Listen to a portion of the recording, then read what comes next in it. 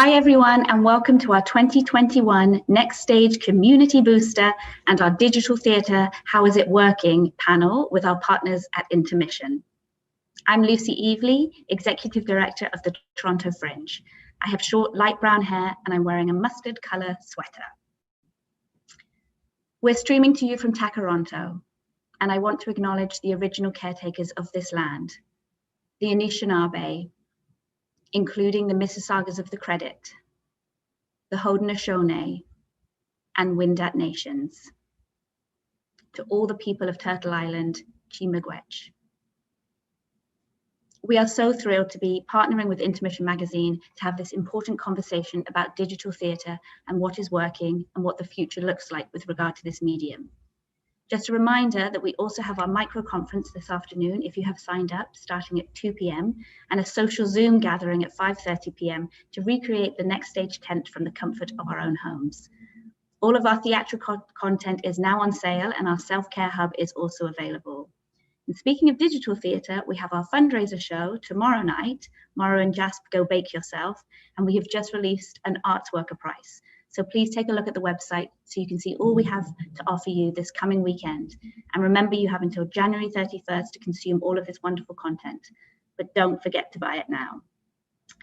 Also, to let you know, we are providing open auto-transcribed captions that do have a slight delay. I want to thank Phil and Janice at Intermission for their support, and Carmel, our ASL interpreter. So now I get to introduce you to our panel today. We have Rob Kempson and Isaac Thomas joining us this morning, and Ashlyn Murphy, who is facilitating. So I'm going to pass the metaphorical mic to her. She can introduce our wonderful panelists and get you into the topic. I'm going to say goodbye. I'm listening, but I'm going to turn my mic and camera off. So have a wonderful conversation. Thank you all so much for being here. Thanks so much, Lucy. Hi, everyone, and thank you so much for joining us. We're really excited to get to chat about the present state and the future of digital theatre with our panelists, Rob Kempson and Isaac Thomas. My name's Ashlyn Murphy, and I'll be facilitating the panel. I have shoulder-length dark brown hair, and I'm wearing a Toronto Fringe, sorry I missed your Zoom show, crew neck sweater. There's a painting of a fox behind me and a large wooden desk in front of me. I'm an associate editor from Intermission Magazine. We're really thrilled to be partnering with The Fringe for this conversation. As you may know, Intermission pivoted this year to help the community as it transitioned to streaming theater online. One of our main initiatives has been the Intermission Ticket, where we host free streamed theater performances directly on Intermission, just like we're streaming this panel today. The idea behind it was to provide audiences with an opportunity to watch samples of the work that artists and theater companies were doing during the pandemic, and to help start to build audience understanding of what this new form of theater could be. We've hosted 4 over the last couple of months, and we'll continue to host them throughout the winter and spring. If you'd like more information, you can sign up for email alerts to be notified of any future streams. And for any artists or companies who are working on a stream performance and who'd like to be considered for the Intermission Ticket, you can contact any of us at Intermission. Our contact information is available on our site at IntermissionMagazine.ca. And now I am thrilled to introduce our panelists, Isaac Thomas and Rob Kempson. So we'll start with Rob. Hello. Hi, I'm Rob Kempson. I use he, him pronouns, and I have brown hair and sort of clear glasses. I am sitting in a room with a lamp of immeasurable description behind me, but has a person at the base of it, and a picture on the wall as well. And our second panelist is Isaac Thomas. Hi. Hi. I'm Isaac Thomas. I'm the Managing Director, Native Earth Performing Arts, and also a board member at Cahoots Theatre. I am a scrawny brown guy. I'm wearing an orange sweater. I have glasses and a rather large forehead, which has absolutely nothing to do with my balding patterns. I have 2 pieces of artwork behind me by Mariah Miyawasige. Isaac wins always at everything, but that description really did it. We should just end the panel now. That's nothing's going to get better than that. This is the digital theater. There's nothing else. All right. That being said, though, we'll jump right into some questions about digital theater, if that's okay. With the panel being titled, "How is it working?" I feel like there's a fairly obvious start to that conversation. Is it working? Rob, why don't we start with you? Yeah, I think it's funny that I'm even on this panel because prior to this year, I probably would not have considered myself a particularly digitally minded artist. I work as a director and playwright, and I have the great fortune of working at a lot of different post-secondary institutions as an instructor and director and playwright. And so those are some of the places where work has continued the most, right? That we have a lot of colleges and universities who have moved online into digital platforms and certainly have some infrastructure and resources to support that. And I would argue that in the sort of 5 or 6 experiences that I've had working in digital theater, the places where it has been most successful and most exciting are in the places where we have really leaned into what this form is and the possibilities of it, rather than pretending that it is a replacement for live theater. And I think that that is the key. This is what Michael Wheeler has been saying for years, of course, is that it has to be not a replacement for live theater, but a unique form in and of itself that has its own unique opportunities. That's when it works the best. For sure. And how about you, Isaac? Is digital theater working, do you think? I think because there are, to Rob's point, there are so many variations on it. Each one of us is trying various experiments with the form. But I think I would like to go back and say, how do we define working? Because what are we trying to do with digital theater? And I think that becomes a fundamental question.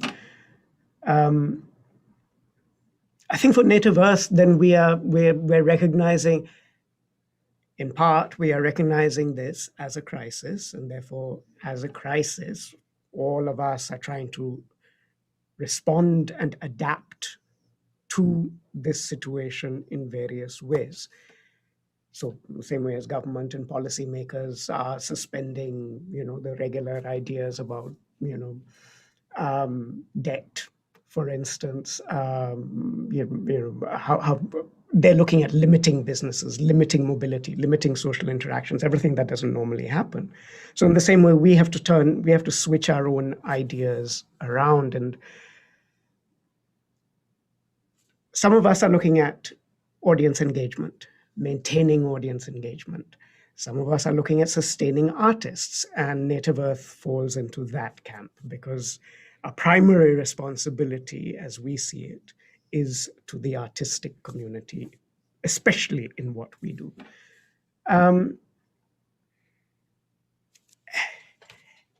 So in all of this, I'm not going to be a Pollyanna in this conversation. I did speak to, I did get some feedback from some of our staff members, Abby, who a marketing coordinator, Victoria Wang, a management intern, and Alex Frank, who's our box office manager. So they've all helped me to articulate some of my responses. Audience,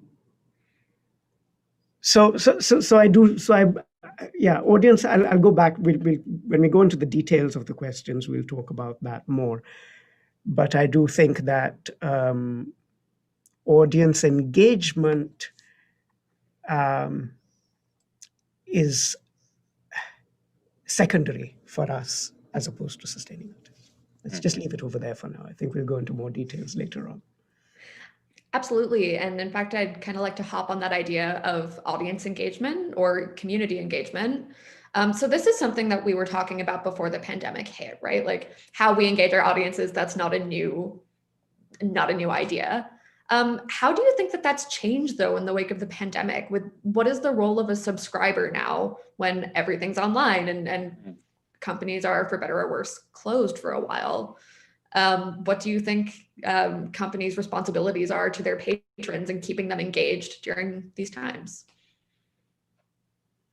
I mean, Isaac, obviously you have a much stronger sense of this than I do because of your role, and that I work primarily as a freelancer, but I've done a lot of work in audience engagement, as you know, in the past. I think the question there is fundamentally, unclear or not big enough.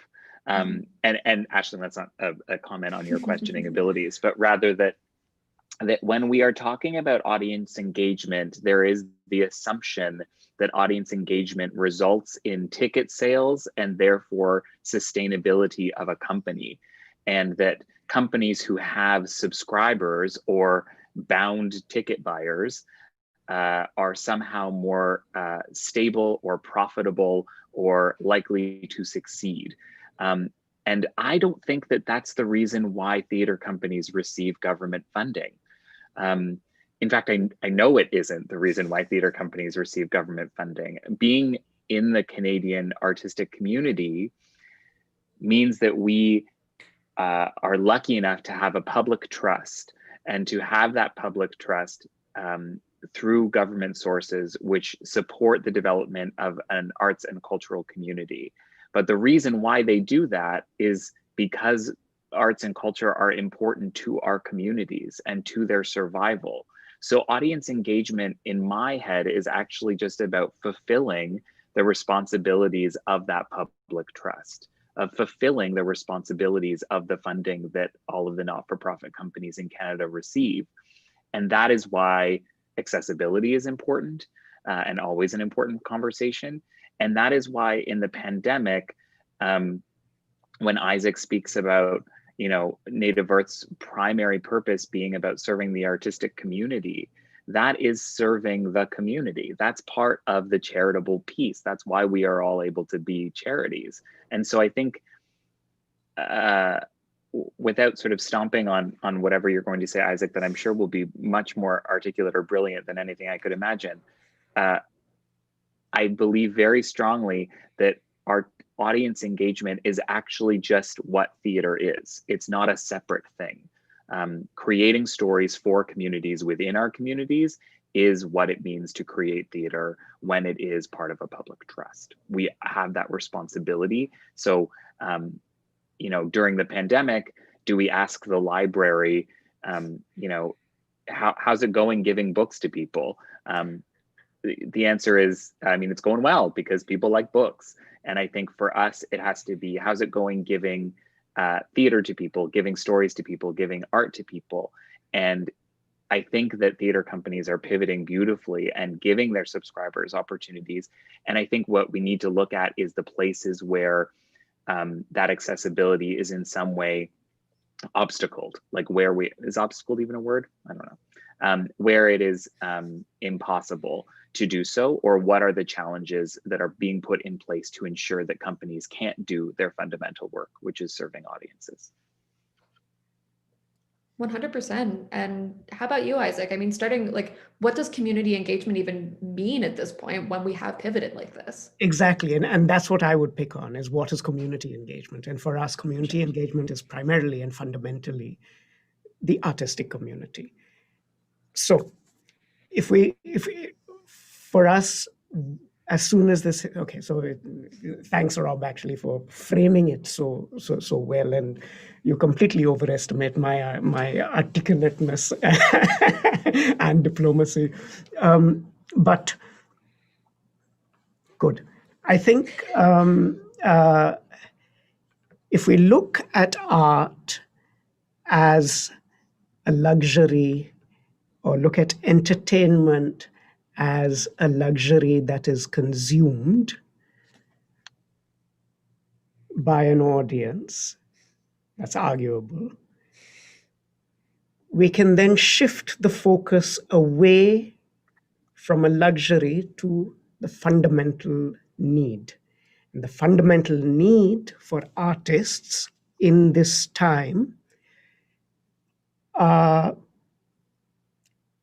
is basics. I don't know whether you saw these Capacoa statistics, but the artistic community has been impacted the most. We have had a 25%, I believe, out of all the sectors, the artistic community has had a 25% reduction in employment. And this has already given, you know, what is it? At least in the States, I think we used to be told it's a 96% unemployment rate for performers.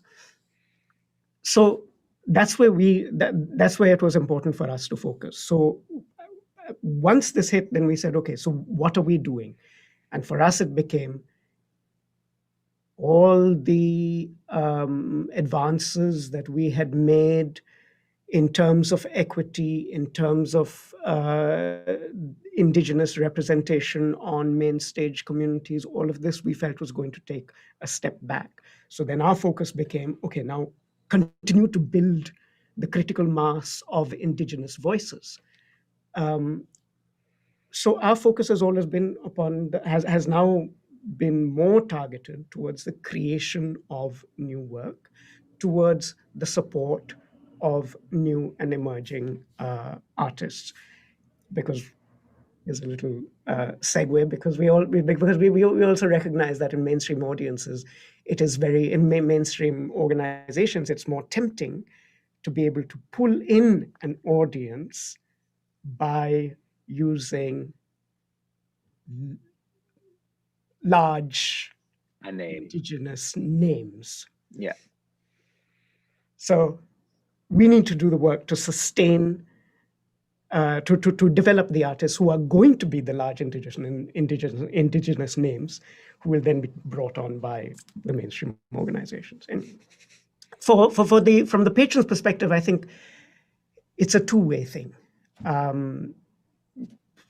We need to give them clarity, simplicity for access and for process. But again, to Rob's point, how do we address the inequities of the consumption of this art? What does it mean to have a good internet connection, to have the good hardware? All of that plays into these questions of what we expect of our patrons. Subscribers for us, for Native Earth at least, is not an issue. We don't have a subscriber model. We do have audiences, but not subscribers.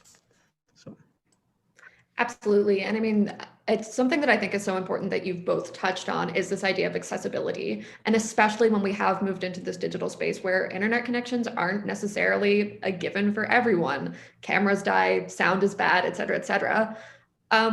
What does it mean really for us to be accessible at this point? I mean, there's no shortage of think pieces and things saying, yes, digital theater is so much more accessible than theater ever was before. But do we think it really is? What does that look like now, do you both think? Rob, why don't we start with you? Yeah, it's a hard question. I think what it means, I think what it means right now, okay, let's start with what's really positive.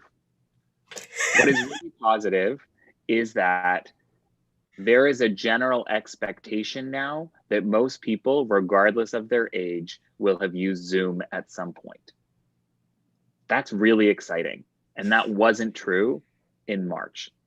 And so what that means is we have an increased ability and less of an excuse to access people who otherwise we wouldn't necessarily be able to access by means of travel issues or perhaps physical ability issues in terms of traveling, or even just places where we couldn't access someone because we don't have enough money to fly them here.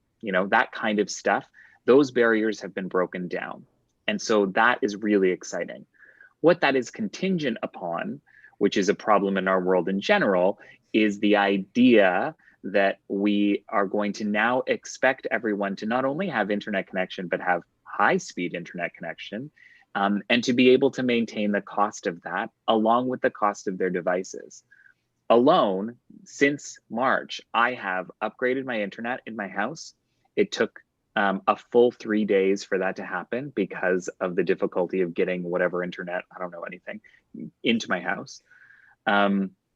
It took lots of time on the phone. I also had to get a new computer because my computer died in the middle of the pandemic.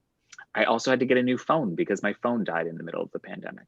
So all of those costs coming at a time when my financial resources are being stretched incredibly, relies on the fact that I have some savings that I could access for that, which relies on the fact that I have had jobs in the past, which relies on the privilege that I take up in space as a gay white man.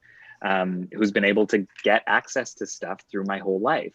And so, you know, I look to various communities and communities even in my own family where I have aunts and uncles and cousins who don't have access to high-speed internet. And so the isolation that they are feeling and the ability to connect with artistic projects is severely limited in a way that is just really, really frustrating for them, and really frustrating that we don't have systems in our world that will better support people, particularly at a time like this.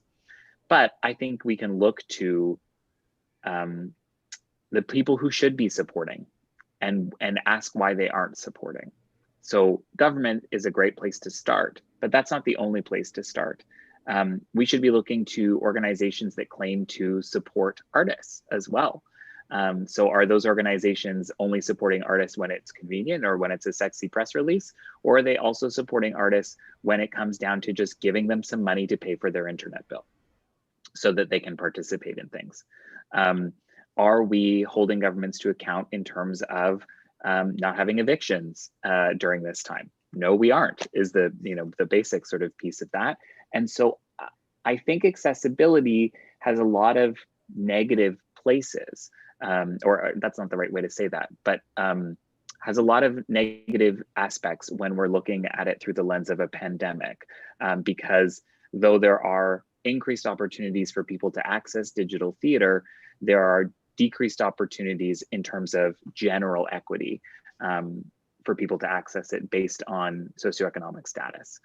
What I think is really exciting is that we are looking at more facility with things like described audio, which I know we are currently auto-captioning this, which is really phenomenal, that we have ASL interpretation for this, and that those things in a physical space tend to be harder to achieve.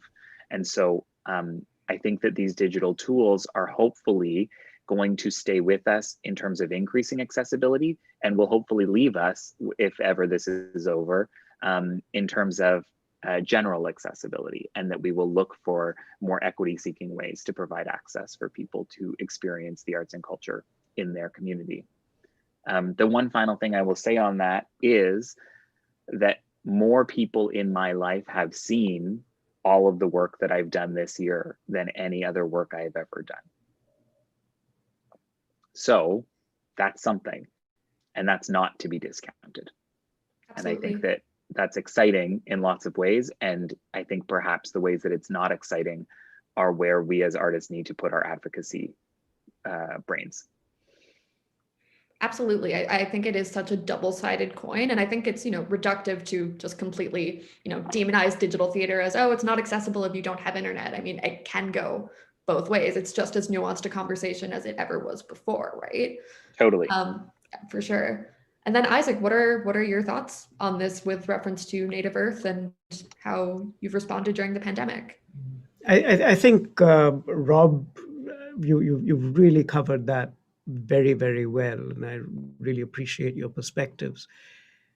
And I think that I'll comment briefly on the privilege aspect, which, and then as I was listening to you, Rob, I really appreciated how you acknowledged that privilege that allows us to, if necessary, upgrade our internet, get better cameras, not so much with me, but get cameras, but have mics, things like that.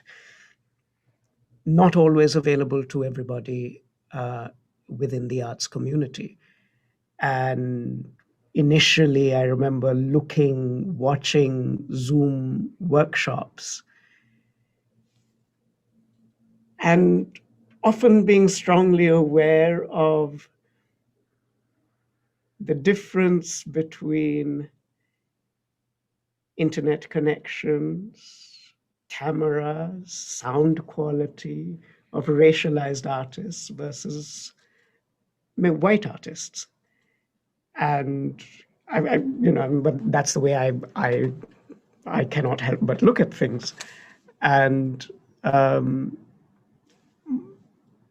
one of the ways, and that was actually one of the ways that one of the factors that we had to take into account when we were doing our festival, Wisagachak Begins to Dance, which was digitally broadcast in November and later in December. But one of the things that we were very aware of was that Brian Batty, our venue coordinator / head tech, brought up the point that if audio is not good, it's very difficult to retain an audience. We can make relatively simple efforts in terms of audio. So what we would do is that we would use these and send them around to various artists so that at least the audio quality was good. Video quality becomes more complicated in terms of how to maintain that quality. So one of the things that we did was using audio and not video.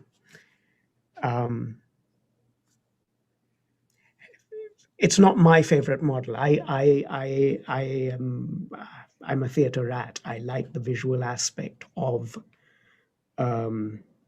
theater. Just listening is very difficult for myself. But yeah, so it kind of, as I said, Rob has covered all of this, but I think it kind of impacts not just accessibility for the audiences, but also accessibility for the artists and the kind of art that we create. There are ways around it. It takes resources, it takes planning, it takes time more than anything else. And Isaac, can I just add on to that for 1 second? Which is to say that when I was working with a particular set of students earlier this year, we had all of these issues, right? We had video issues and audio issues and internet issues. And where I have been impressed is where you see the organization, in this case, this university, actually sign up for providing those concrete tools to make this more accessible. So that means like delivering to their houses, longer Ethernet cables so that they can plug directly into their modems and, avoid using Wi-Fi, and adapters depending on the kind of computer they have to access that Ethernet connection, and doing what you talked about in terms of delivering microphones and webcams and that kind of stuff. None of this is actually that difficult, but it, as you say, requires planning and requires a resource and budget line. So I think the key with making digital theater more accessible for artists is about making sure that those little tiny sort of technical upgrades are accessible to those artists by whatever means they need to be. And that rather than we don't rely on artists to provide their own rehearsal space normally. So why are we relying on them to provide their own digital rehearsal tools? And that's for every sector, like why are we relying on office workers to have their own office furniture at home? That we shouldn't be expecting that. So where we have those inequities, how can we close that gap as much as is possible in this time? And how can we build it into our planning and into our budgeting? Yeah, I think that's a great point. And for us, I would also add the further complication of what happens with the remote communities where there is not even that infrastructure. Yes. We have been talking about this, but we didn't do it for this festival. In terms of we sent mics over. Sometimes we didn't send cameras. We didn't give them ability to I'm going to embarrass myself over here. It's Wi-Fi capabilities, which yeah. To use Wi-Fi in a different way. But we're thinking about that. If we have to continue, that may be something that we are going to have to plan towards. Right.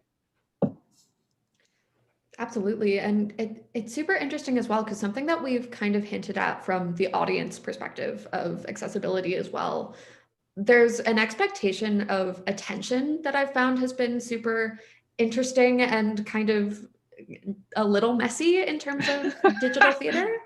Because my feeling is that when, digital theater is living in the same box as your email and your Facebook and your online school, it's really hard to separate that experience from everything else, right? Before, when we would quote unquote go to the theater, that's at least 90 minutes, 2 hours away from the rest of those things. But personally, I found it really hard to separate. If I'm watching a stream, I have, Facebook open in another tab. It's kind of what's expected of the medium, which is complicated. And that issue of attention, I think, is something that in moving forward with accessibility, I don't know how we can really parse. It's, yeah. And if we're all exactly. If we're all on this, I mean, when you were talking about this, I was thinking of my son complaining that when he'd scheduled his classes, he'd planned them very carefully so that he would attend 2 or 3 classes in a day and then have the rest of the day free for himself. But then doing it digitally, it's absolutely agonizing for him because he's on Zoom for 6 hours straight. And it's really exhausting. And then at the end of that, nobody wants to see any more any theater. I think that's huge. It's huge. But I mean, it's also like, I've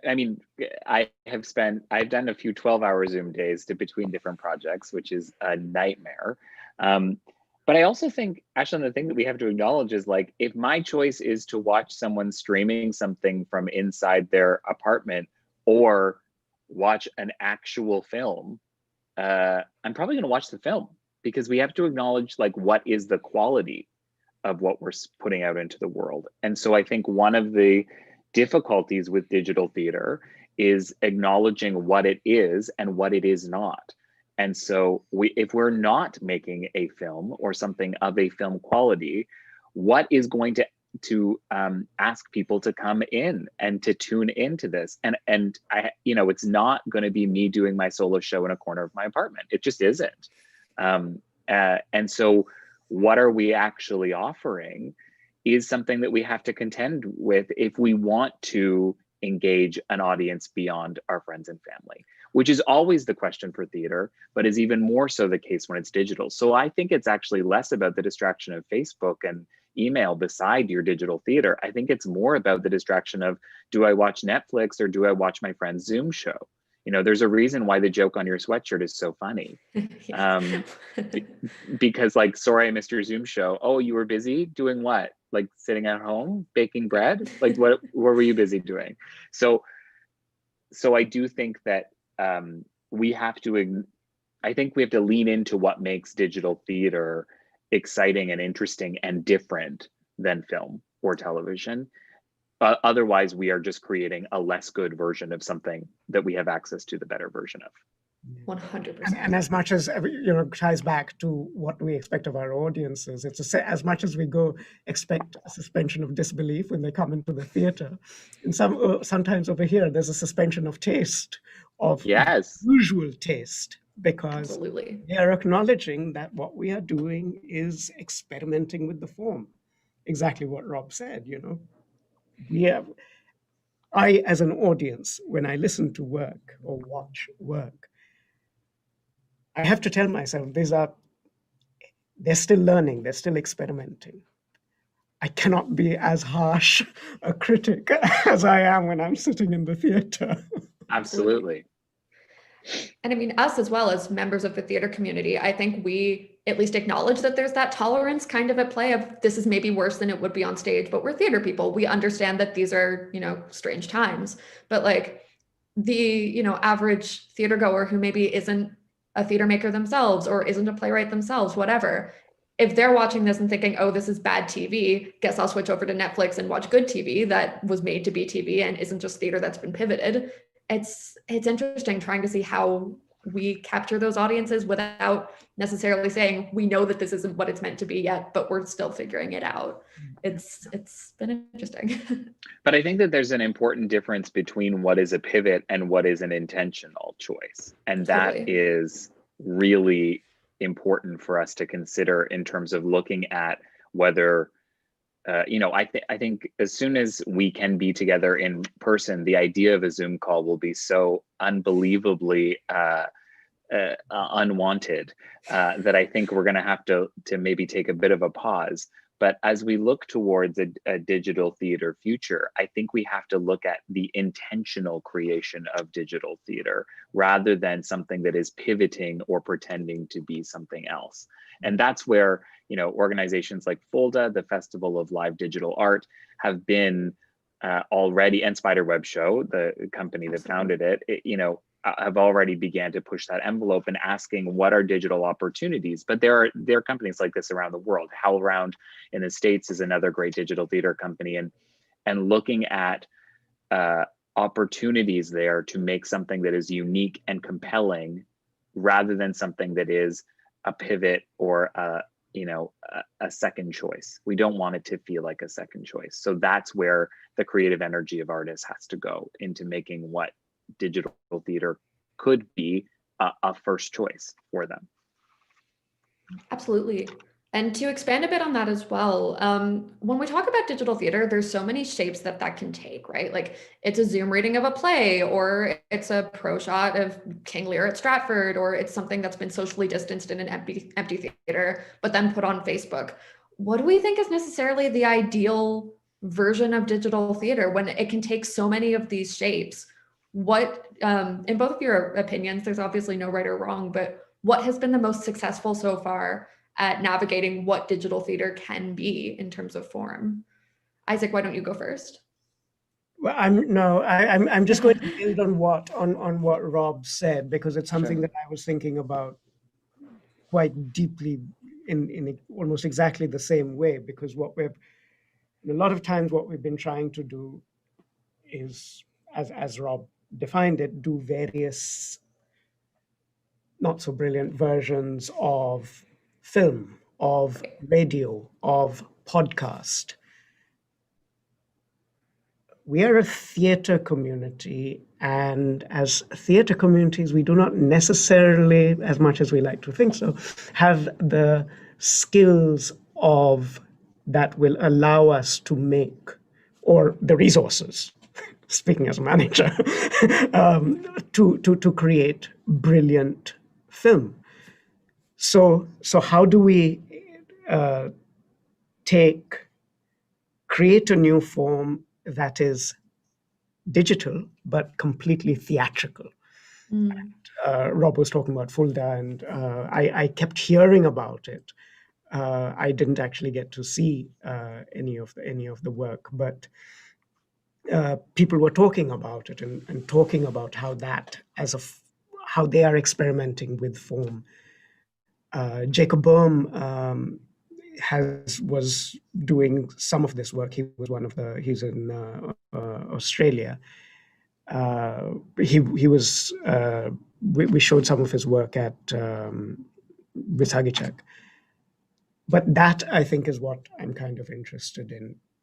Otherwise, it doesn't, for myself, it does not grab me. I find that dance artists, again, thinking back to the festival, dance artists were doing really interesting work, but in part, I think that is because dance film is already its own genre. Mm-hmm. And there is more overlap, or they bought into that form more completely than us, at least in terms of creating a new theatrical presentation for the digital world. So, yeah. I don't. I'm going to butt in. This is Rob speaking. I think that like theater, there is no perfect version of what it looks like. Everything you described, Aisling, is all of those things are digital theater, and like theater, some things are going to appeal to more people than others. So I don't think that there's a rule there, particularly right now while everyone is in such an experimental phase and while we are still looking at what hybrid models look like. And theater artists have always experimented with form, and I think digital is just another new way to do it. It's another tool in the toolkit. And when I think about the work that I do with students, one of the things that becomes incredibly clear to me is that I am not in any way teaching skills that are dissimilar to theatrical skills. The way we are using those skills is different, but the skills are the same. And so I think the more we can put our mind to digital models that are engaging, that are exciting, that are unique, and that are theatrical, that is where we will find the greatest success. And also, like, film is great. Like, I had the great opportunity to direct a film this year, and we created a film. I've never directed a film before.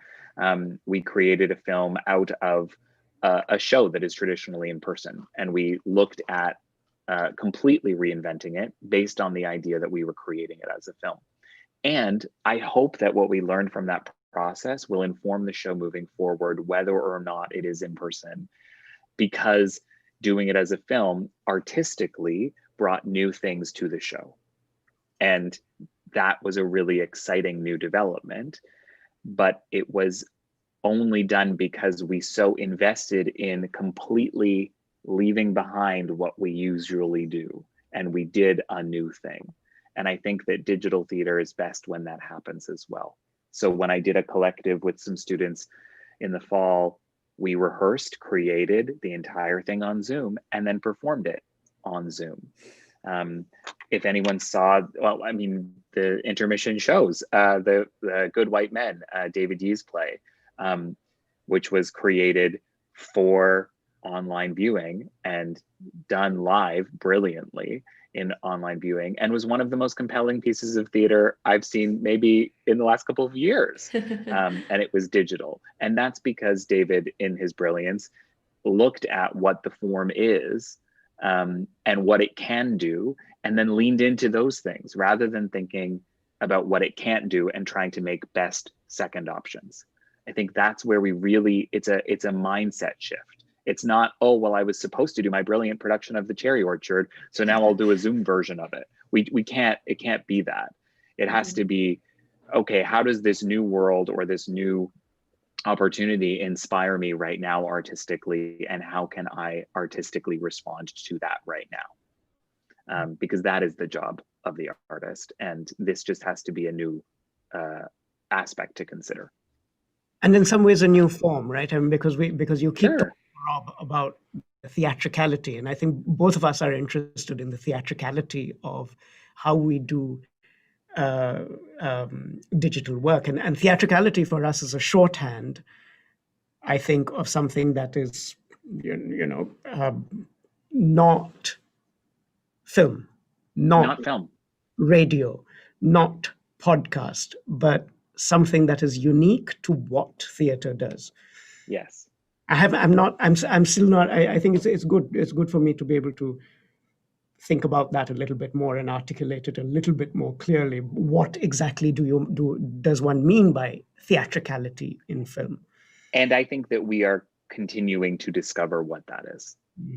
The most inspiring day I've had all year was when I asked that same group of students to, their homework for the night was that they had to develop a mood in their space and share their mood with us the next day.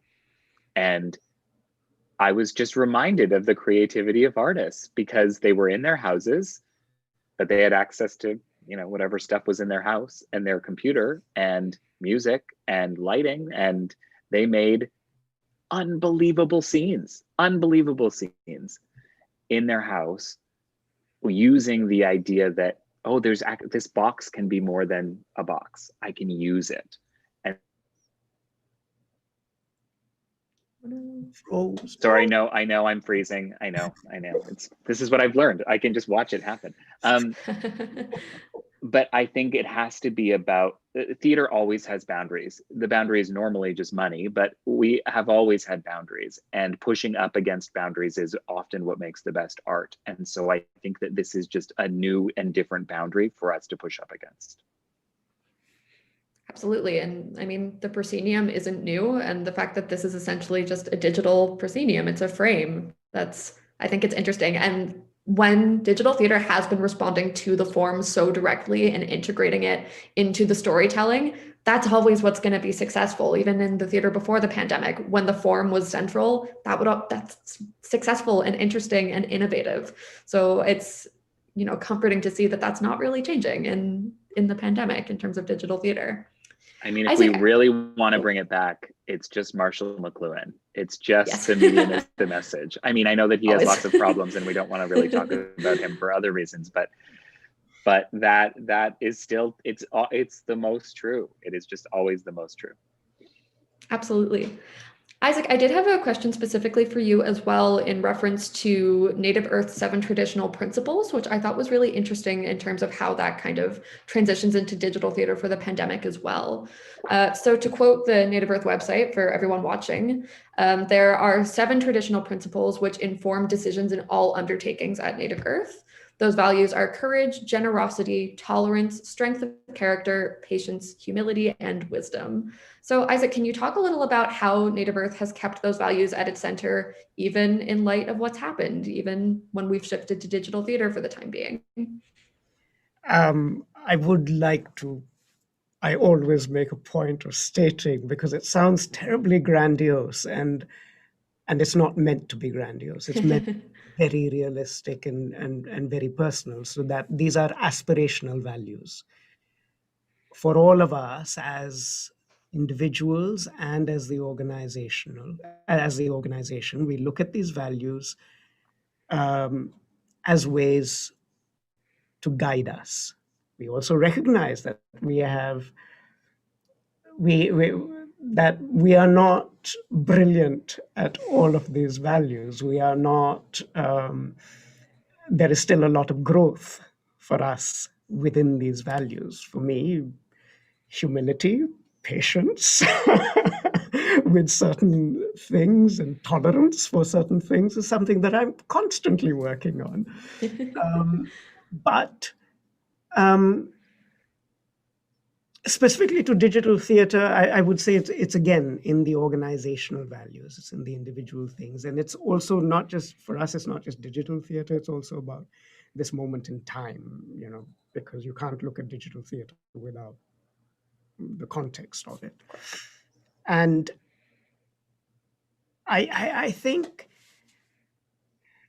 it's in small, it can be in small things, or it can be in fundamental things. But for one of the things, Sue Ballant, who was the producer of the festival, was very, very careful about ensuring that she is looking at each of the creators' individual needs, catering to them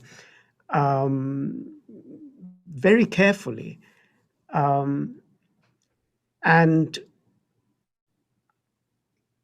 Keith, in his work, again, outside of the context of digital theater, but within this moment in time, his work is very, very complex right now in terms of the support that he needs to give to artists in times of these crises, whether, this is can be all aspects: financial, mental, political, anything. There are many things where he needs to be he needs to hold space for them.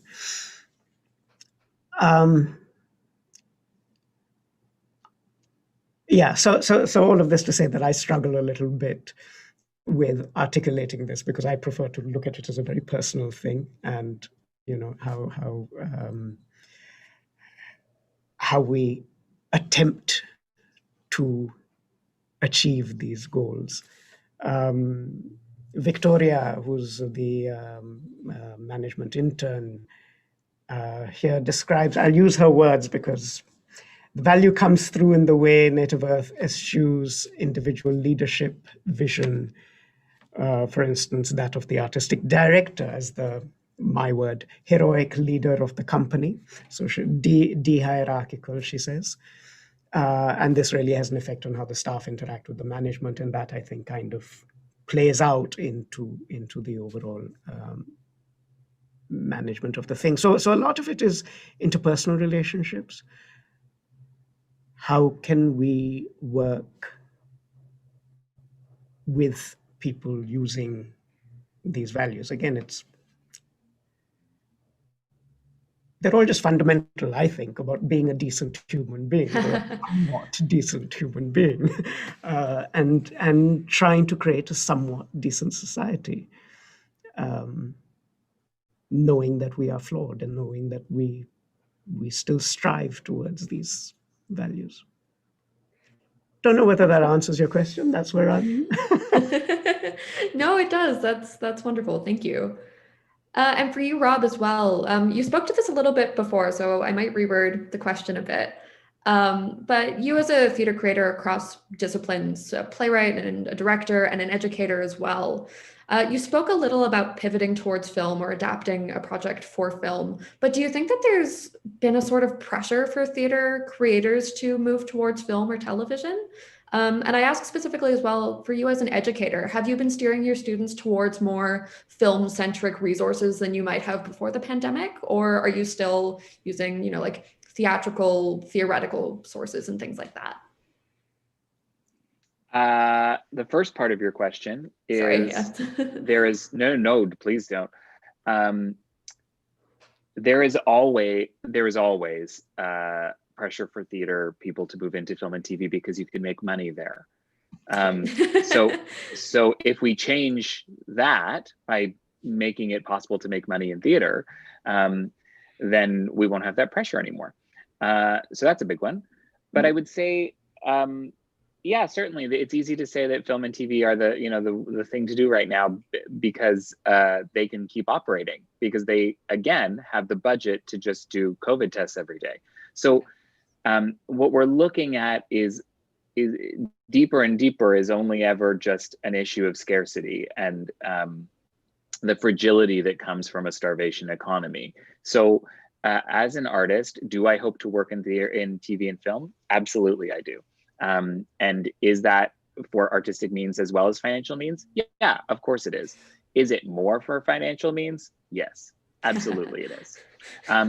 But in my heart and in my core, I am a theater artist. I am compelled by theater and have been since I can remember going to see a show. That's why I'm an artist in the theater. I think that the number of students I have who immediately want to talk to me about getting an agent tells me that I don't need to do anything to help direct them towards film and TV. If that's where they want to be, they're going to end up there anyway. So I don't try to direct them towards that. I think it's really, I think the confluence of the idea that theater and film and TV are all such interrelated disciplines really disavows and fails to acknowledge the complexity and specificity of our own art form. It is not a secret when someone directs a good show well. It is because they are a skilled director who has trained to be a skilled director and then direct something with skill. It's not a mistake. One of the things that I encounter most in my career is people thinking that things that I have written, I accidentally had something happen. And it's so amazing that that just happened in your work. And they fail to acknowledge that it happened because I wrote it that way, because I intended for it to happen, because I am an artist and because that's what I do. And I've trained a lot to do it. And I think I would be scared if digital theater stops being theater and starts being a platform towards film and TV. I think that that's really dangerous. I've spent a lot of time during the pandemic trying to learn about film and TV because I acknowledge that it is not the same. And so if I seek to work in those fields, I need to learn new skills to add to my palette of existing ones. And so, no, I keep telling my students to, that they're going to leave school and not have a job, just exactly like they would have left school a year ago and not had a job. Like, that's not different. It's just that now they can't do the Fringe in person. They have to do the Fringe on the internet. So like, I think we have to temper our expectations. I don't think we can expect that we will be back to a fully functioning theater community for a couple of years. And I do think that that's really sad, and that we will see a lot of people leave the industry as a result of that. But do I think that that's because of the great pull or sort of facade of film and television? No, I don't think that that is going to be the great savior of all theater artists. I think it's going to be one of the many ways that theater artists spend their time making art. Absolutely, well said. So just to kind of wrap things up, the hour has flown by. A little bit of a cheesy question to finish, but I think it's an important one to think of regardless. Do we think there's any lessons that we've learned in the past year of digital theater that we can bring with us moving forward, both into more digital theater, but then also back into physical spaces when we can? Isaac, how about we start with you? I'm aware of the time, so I'll try and keep this brief. I think the ideas of accessibility, the ideas of looking at supplemental work that can be digital easily, interactive digital offerings of conversations, visual excerpts, things like that. Again, to Rob's point, if we come back and do this, if we're creating purely digital work, I would want it to be absolutely brilliant. Otherwise, why do it? Let's do theater. Let's do theater the way we want to do it. Again, in the context of things, I feel that in the context of digital theater, I feel that the theater community has come together in ways that we have not done so for many, many years. Right now, there are organizations, definitely leadership of organizations, who are having regular conversations in ways that we didn't have before. And can we maintain that? So can we look at our partnerships and develop for Native Earth, partnerships and development across the country, which we have been able to do, especially during this time. Sorry, Rob, I went too long. No, Isaac, Rob is going to be late for his class. Just hang tight, he's coming. It's fine. They're not watching, I'm sure. Isaac, what you said is so valuable, that those connections, I think. I want to just put on my advocacy hat and say that I think the thing that I hope we continue to do here is hold our organizations to account. One of the greatest challenges of producing digital theater is, in fact, the contributions of Canadian Actors Equity and ACTRA to that decision. And I'm going to put their feet in the fire, because they prevent people from doing work and prevent artists from getting paid by ensuring that the way that we approach those organizations is more difficult than it needs to be.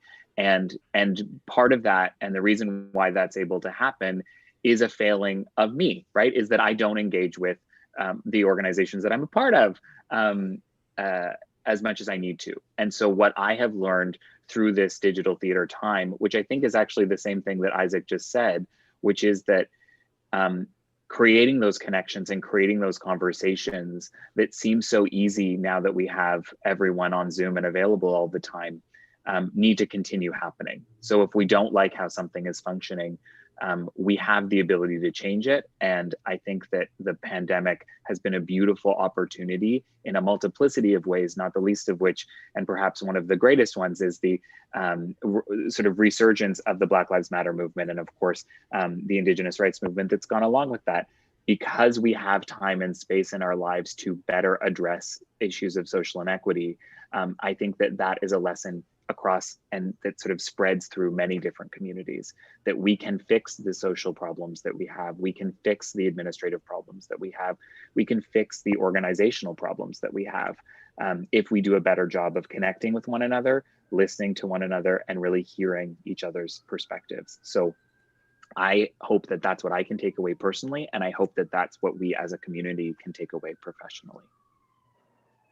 Amazing. So that really perfectly brings us to 12:30. And I just want to thank you both so much for this really insightful conversation. Wow, it's so much to think about. And I just want to thank you both so much for leaving us these amazing things to chew on. That's amazing. That concludes our panel today. Again, thank you so much to Isaac Thomas and Rob Kempson for this really fruitful discussion, digital applause. And Rob, I know you Thanks have for class to letting go me teach. hang out with Isaac. That was fun. Thank Absolutely. you. Yeah, thank you both. This is really, really a lot of fun. Thank you, Rob. That was really